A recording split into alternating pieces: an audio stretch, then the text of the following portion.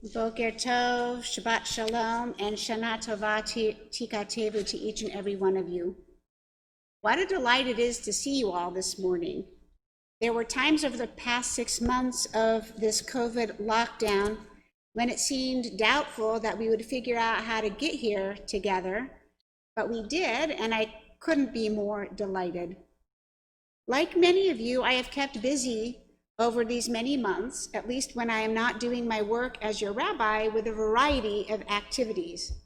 These have ranged from going on long walks, coloring in adult coloring books, cleaning closets, watching way too much on Netflix, to reading books of all sorts, as well as countless articles about life, politics, health, and more online. A few weeks ago, when I was just beginning to think about the theme of self-improvement, which we are asked to do as part of our cheshbon nefesh, or the accounting of our souls at this time of the year, I read 2 articles that seemed to be preaching totally opposite conclusions on how to achieve mental wellness. The first was an article that came out in the Washington Post by Allison Chu. I hope I'm pronouncing that right. The headline read, "Time to ditch toxic positivity. Experts say it is okay not to be okay." The second was an older article that a friend of mine on Facebook just reposted from a website called enlightenedlivingonline.com. That headline read simply, "The Negative Effects of Complaining." Having read both articles, I came to a simple conclusion. Both are correct. It is not fair or realistic to expect people to be happy all the time. In the midst of the current COVID-19 pandemic and lockdown, combined with the unrest across our nation, while it can be comforting for some people to hear things like, "Look on the bright side," other people may feel as though hearing someone say those words to them is a form of denying, minimizing, or invalidating the feelings that they are struggling with. Pretending to be happy when you are not, especially if you are forced to, quote, fake it, can work for some people. I know people for whom they have faked it until they've made it, but I know that it is also a recipe for disaster for other people. We must learn, especially during difficult times, to accept our negative feelings, or minimally not to judge the negative feelings that other people are experiencing during a crisis. At a time when overdoses and suicides are on the rise, we should be making room for people to share their feelings rather than dismiss them. Now, just as I found the article on toxic happiness, or at least our nation's obsession with the quest to be happy, that's really what the article was about, the obsession with the quest to be happy, I also found the article on the dangers of complaining too much to be extremely compelling as well. After reading this first article, I then read another article, and then I watched a YouTube video and another one, and then I actually bought an entire book on it. Why? Because at the same time that some are telling us to look on the bright side of this COVID-19 lockdown, others have taken it as an excuse to do little but complain for the past 6 months. Through all of the research that I have done, I have learned that neuroscientists know that when the way we think actually rewires our brains. And that means each time we complain, we rewire our brain to make it easier to think in that negative pattern. There is a Jewish saying, mitzvah goreret mitzvah, avera goreret avera. One mitzvah leads to another, one sin leads to another. After having read so much about complaining over the past month or so, I would say that a neuroscientist might tell us, tuluna goreret tuluna. One complaint leads to another. I have learned that MRI scans show that people who constantly complain have smaller hippocampus I don't know how to say the plural of that, hippocampi, thank you, and it impacts people's memories. Complaining can increase our cortisol or stress hormone levels. It can impact our physical health, causing high blood pressure. And finally, it actually makes the people around us more negative. How is that possible? Because quite simply, complaining is a competitive sport. If you tell somebody that you stubbed your toe, they are likely to respond with a story of their own about the time that they broke their toe. And then a third person who happens to be standing there is likely to say, well, you want to hear about the time that I broke my whole foot? Thus, when we complain, we actually cause other people to start complaining too.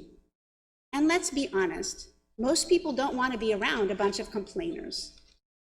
Now, as a part of my deep dive into complaining, I came across the name of Reverend Will Bowen, who all the way back in 2006, when he was a minister in a church, gave a sermon about the downside of complaining.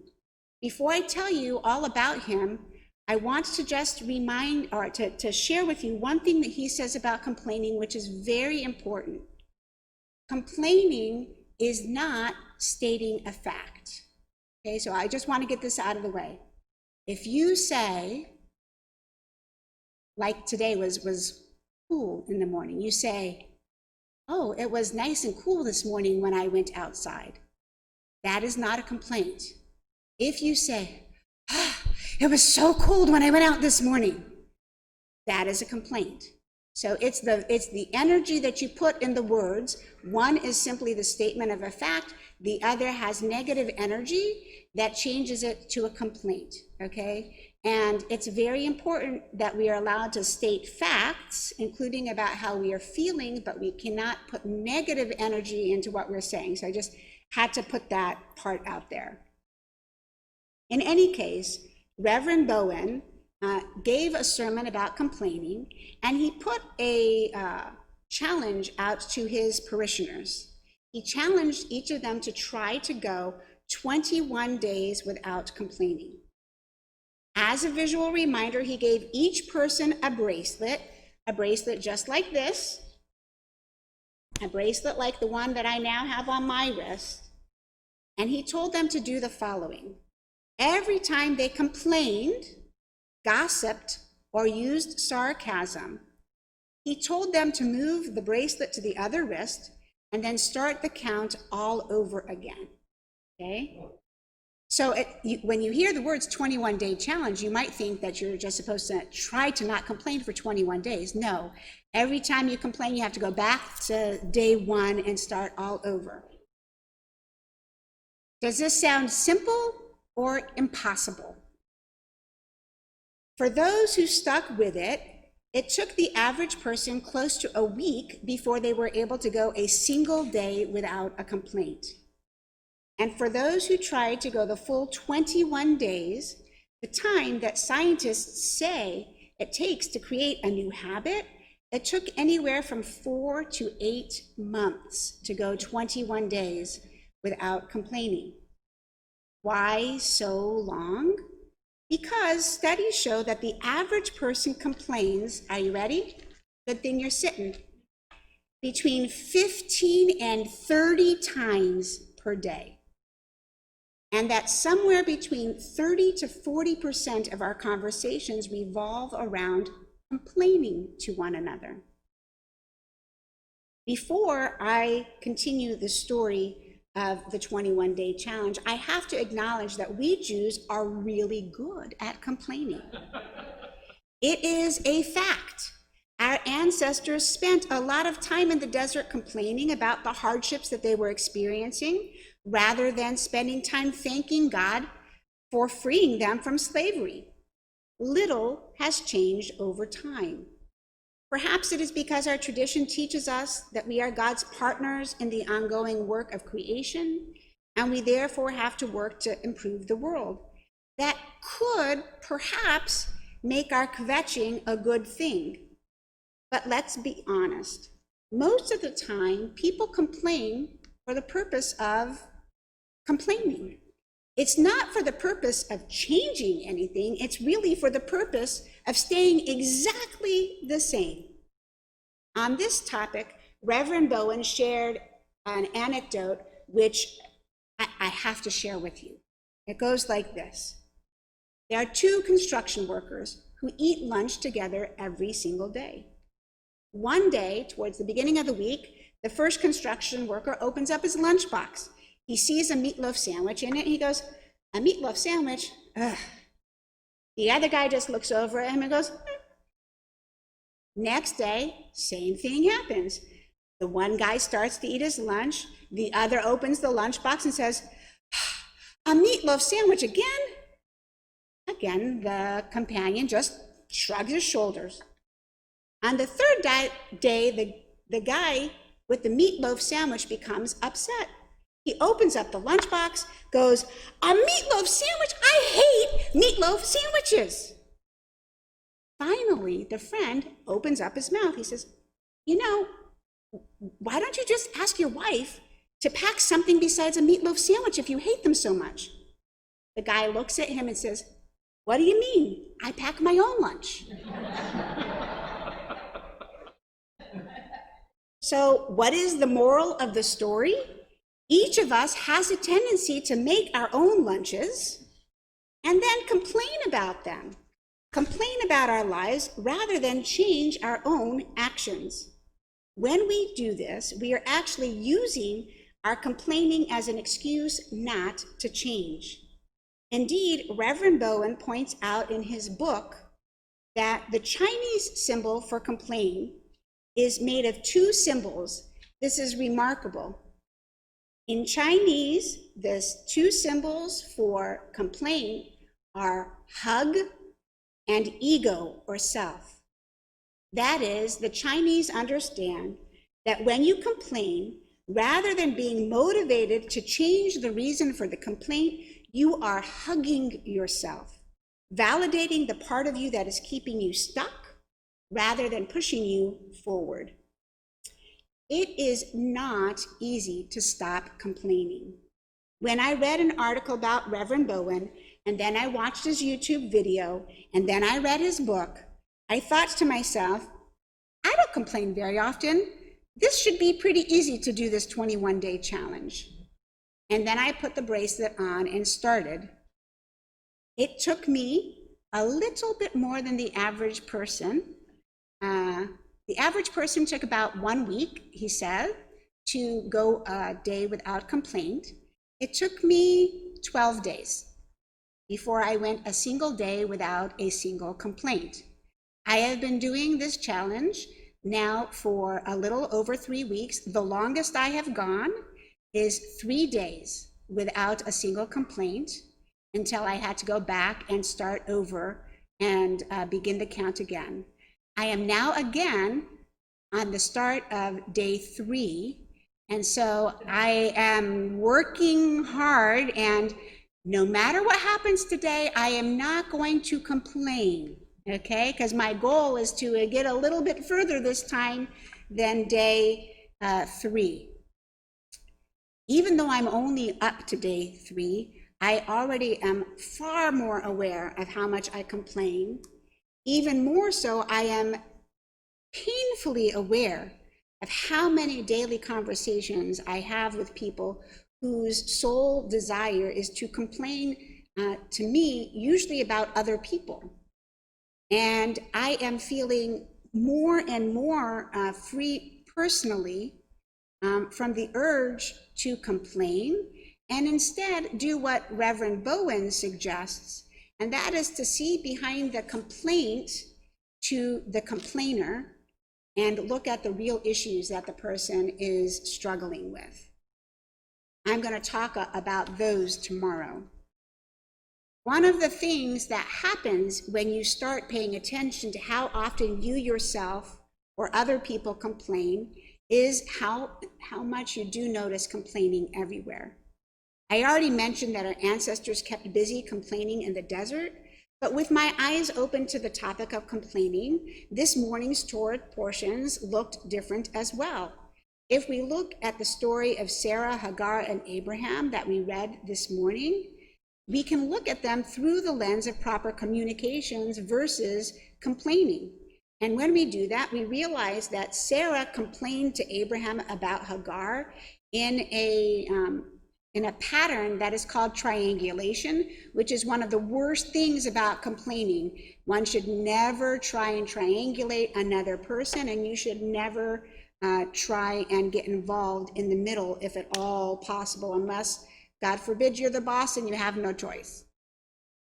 On the other hand, later in the reading, Abraham does not triangulate when he's in the middle of a conflict. He goes directly to Abimelech and resolves the situation. One might say that Abraham learned from the situation with Hagar and Sarah not to get involved with triangulation, and if there is a problem, to go directly to the source. That is great advice for everyone who has a complaint about a coworker, a family member, a friend.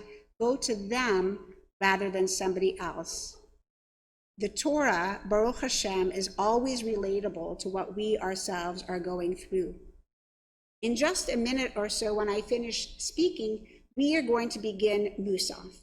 In the Musaf Amida for Rosh Hashanah, there are 3 themes: Zichronot, remembrances; Malchuyot, God's sovereignty; and Shofarot, the blasts of the shofar that awaken us to change, which are absent today because of A, it's Shabbat and we never blow the shofar on Shabbat, and B, COVID, and so we can't blow it in the sanctuary.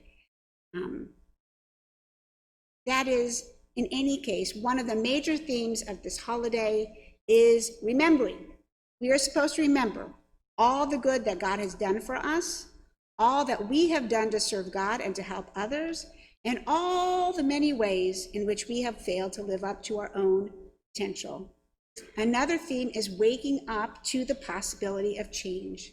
Today, we are supposed to begin to think once again about how we can change ourselves in order to change the world. I know that it might seem impossible to change. However, the Christian theologian Charles Spurgeon once said, "By perseverance, the snail reached the ark." And those who have gone through the challenge, any challenge, have truly had their lives changed. And those who have gone through this 21-day complaint-free challenge have changed their lives dramatically for the better, feeling healthier, more contented, their relationships improved, their productivity at work increased, and more. Today, outside the sanctuary, when you leave, there is a basket on the table with tons of these little purple silicone bracelets that say a complaint-free-world.org.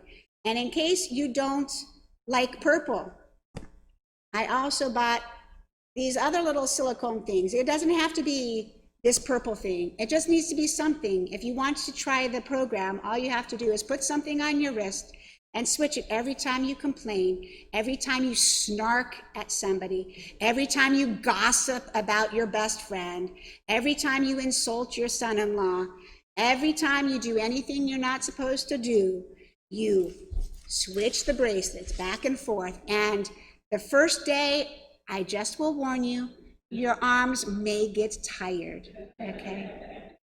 But it is truly, truly worth it, and I encourage each and every one of you to take a bracelet for yourself and bracelets for your loved ones. I just will give one word of warning.